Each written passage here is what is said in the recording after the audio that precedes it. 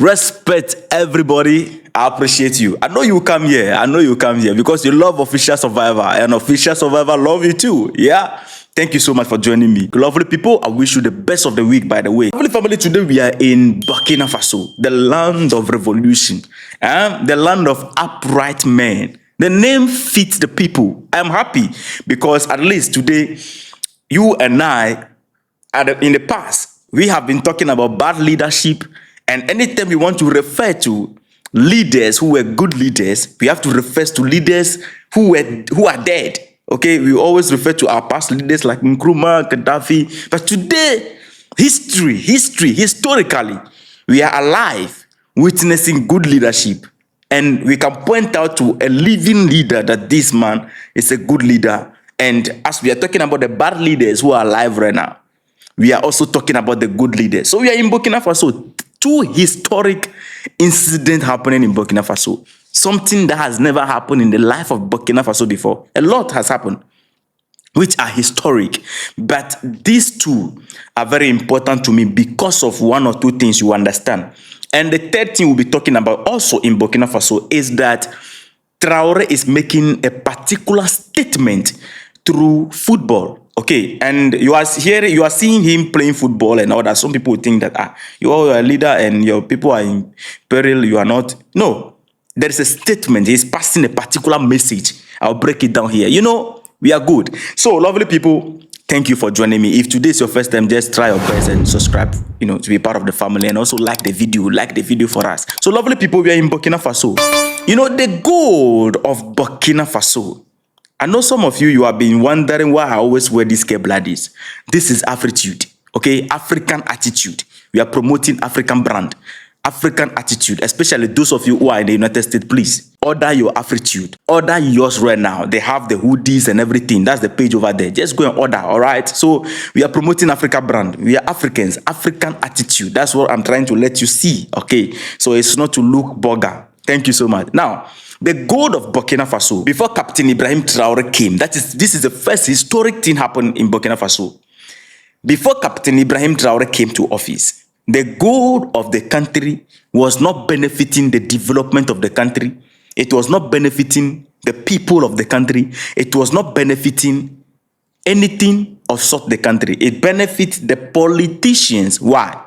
Because the raw material was going cheap and the politicians were having their share. The president with the cabinet minister, they shared that one and then it go. The people were not seeing the effect of their gold on the ground. And meanwhile, Burkina Faso is one of the top producer of gold in Africa. Okay, just as Ghana, we are the biggest producer of gold. But here we are. So Burkina Faso was in the same situation before Captain Ibrahim Traore took over. Now, when Captain Ibrahim Traore took over and went to Russia recently, in this year, 2025, when he was invited to Russia as a guest of honor, not as a puppet, Captain Ibrahim Traore was granted interview. And he made it clear, referring to General Lallin's claim that he is using the gold of the country to protect himself. He said, look, the gold is for us, and if the people want us to lead them, we have the right to use the gold to protect ourselves, okay? And secondly, he said something also, that before he took over, or after he took over, there was no single gram of gold in Burkina Faso. The gold reserve was empty in Burkina Faso. There was no single gram of gold. They came to power and began the storation of gold in Burkina Faso. And lovely people, do you know what is happening right now? Since Captain Ibrahim Traore took over from 2002, 2003, thereabout, he was trying to reclaim the gold mine at that time and all that. The time he had full control of the gold was just recently. The gold revenue, the country benefited 18 billion US dollars. 18 billion US dollars. Not from 2002. Not from 2000. Just recently when he took over completely and they built their gold refinery and work begin in gold aspect.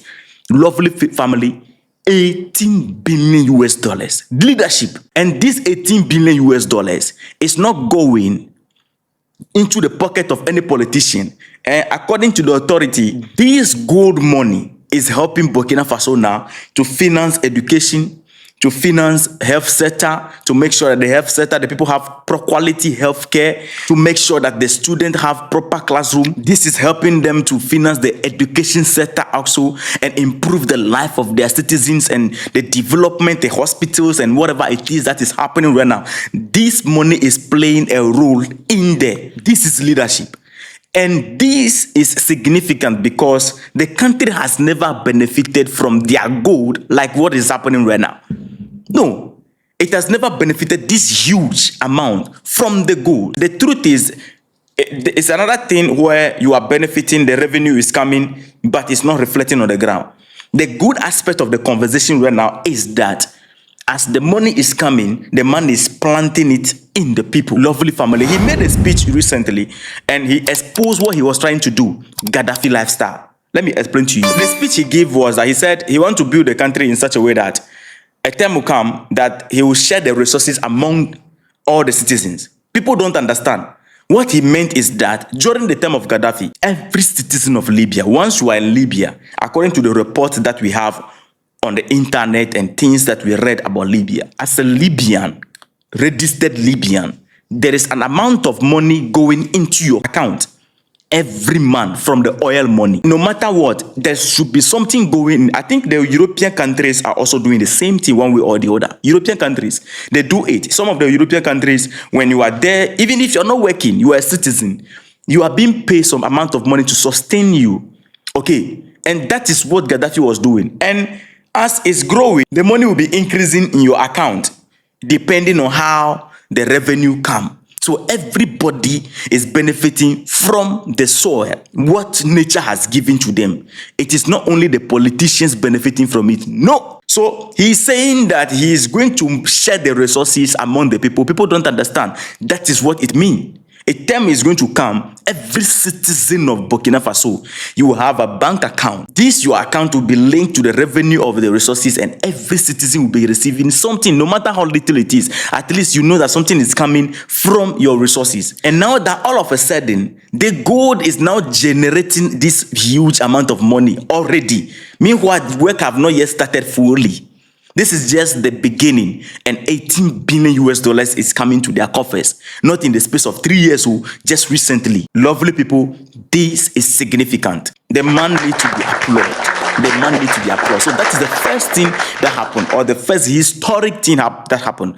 When we say something is historic, it means it has never happened before. The second one is in regards to training Air Force personnel in Burkina Faso, or let me say Air Force pilot in Burkina Faso. Let me tell you something. The reason why this is coming, you know, Burkina Faso is fighting insurgents, and these guys are now beginning to try to use the air against Burkina Faso soldiers. Now, what happened is that the Burkina base, or the Burkina military, through the leadership of Captain Ibrahim Traore, went to Russia, get some equipment that can dominate the air. So you watch those videos where they have been dropping biscuits on these terrorists, some of these terrorists. They have been dropping biscuits on them. You watch those things. So what happened is that in Ivory Coast, where Captain Ibrahim Traore made the whole world to see and know that Ivory Coast is planning something or training these guys you see on your screen in Ivory Coast, we are hearing that Ivory Coast, they are trying to now set up a drone base in there. And when it happened like that, what came into mind is that you have a training camp there, and from the training camp, the leader of Burkina Faso is saying that the terrorists are coming from there, or those who want to destabilize the country are coming from there. And now you want to set up a drone base. And this came when Burkina Faso began to use drone against the terrorists in the region. Now something new happened. Burkina Faso's Air Force pilots who are active right now, according to research I did, about 500. That is active Air Force personnel. I stand to be corrected though, but according to my research, it's about 500. Okay. After telling you what Captain Ibrahim Traore did right now, you will be like, this is small. No, it is a little, but it is historical. It is very significant. What happened? Burkina Faso trained 22 new Air Force pilots. And this is a big step for Burkina Faso's Air Force. What happened is that on June 27, 2025, Burkina Faso made history. We are calling it history because It is the first time in the history this is happening like this. I will explain. Burkina Faso welcomed 22 new Air Force pilots, including 2 women. And it is historic because this is the largest number ever trained at once in the history or in the country's history. These officers are now ready to fly helicopters, fighter jets, and transport planes to help protect the nation's sky. They are trying to have dominion over their own sky. The pilots were trained both in the Czech Republic and the George Namano Military Academy in Burkina Faso. So this achievement marked a major improvement in the country's military strength. You will see 22. It is very significant. It means that it will be increasing as time goes on. They have never trained this large number before since Burkina Faso started. So when you look at the breakdown of the pilot team, the second graduating class of the Air Force pilot include 12 helicopter pilots, 6 fighter jet pilots, 4 transport aircraft pilots. And according to the authority, this is the biggest batch of pilots trained at once in the history of the country. It has never happened before, which is the reason why I said it is historic. And this can only happen through a strong leadership, major investment, and clear vision by the country's top officials, led by Captain Ibrahim Traore. As I'm mentioning his name, there should be thunder firing. So these officers, their journey actually began in September 2022 with tough mental and physical tests, according to report that I have with me. They officially joined the military in December 2022 and took part in intensive English language classes before flying to Czech Republic. Why? For communication. So they flew to Czech Republic in June 2023 for aviation training. They trained with flight simulators, ground lessons, and real flying experience. They were not just No. It was practical vibe. After that, they returned home in December 2024 for what they call officer training at the military camp in Burkina Faso, or the military academy of Burkina Faso. And why are they training them? The goal, what is the goal of this whole training? The goal is fighting terrorism from the sky. The General Moussa Diallo is the chief of the armed forces in Burkina Faso. He made this young pilot understand that the Air Force play a key role in supporting ground troops. When the troops are on the ground, you, the pilots, the Air Force, you are supporting them heavily. When something is coming close to them, you can stop it even before they know. Number 2, doing air surveillance and intelligence. Okay, you are in the sky gathering information, giving it to the ground troops. The third thing is transporting soldiers and equipment. To me, this is a sign of self-reliance and unity.